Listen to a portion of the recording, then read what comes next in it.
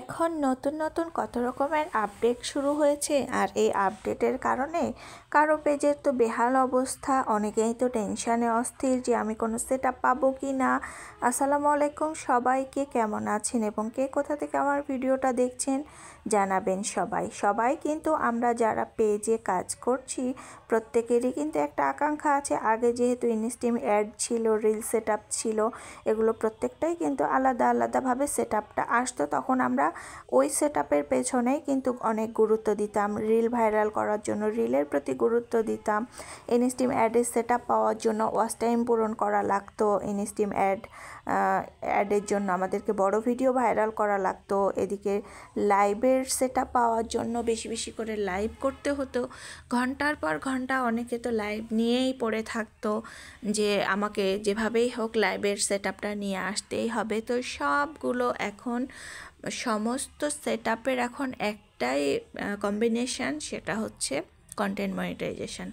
আর এই কন্টেন্ট মনিটাইজেশনটা আমার পেজে নিয়ে আসার জন্য আমাকে প্রত্যেকটা টাস্ক কিন্তু কমপ্লিট করতে হবে রেগুলার।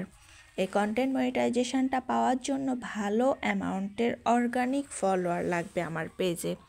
অনেকেই আছে ফলোয়ার বাড়ানোর জন্য কেনা ফলোয়ার কিন্তু নিয়ে আসে, অনেকভাবেই কিন্তু ফলোয়ার পেজে নিয়ে আসা যায়।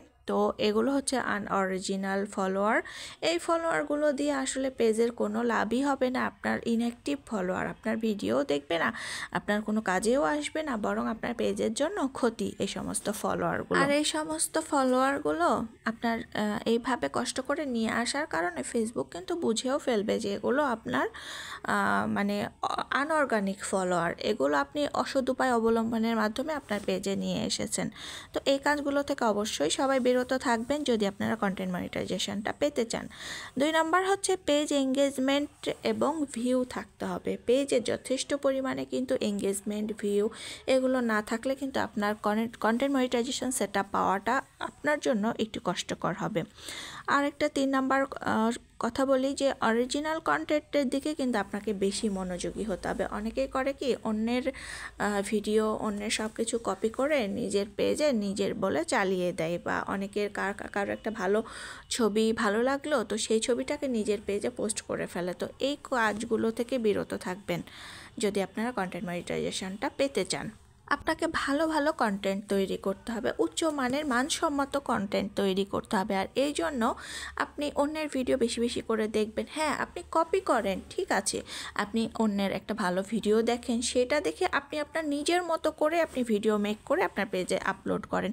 এটাকে কিন্তু কপি করা বলে না, এটা হচ্ছে শেখা। আমি এক জায়গা থেকে শিখলাম, শিখে আমি আমার পেজে সেটা আপলোড করলাম। তবে আপনি যাই করুন না কেন আপনাকে রেগুলার ভিডিও আপলোড করে যেতে হবে। আপনি অসুস্থ আছেন, আপনি আজকে ব্যস্ত আছেন, এগুলো কিন্তু ফেসবুক দেখবে না।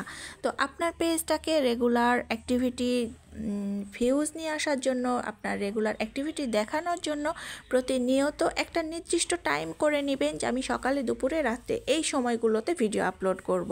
এরকম নিয়ম মেনেই কিন্তু আপনাকে ভিডিওটা আপলোড করতে হবে। দেখবেন যে খুব তাড়াতাড়ি আপনি কন্টেন্ট মনিটাইজেশনটা পেয়ে যাবেন।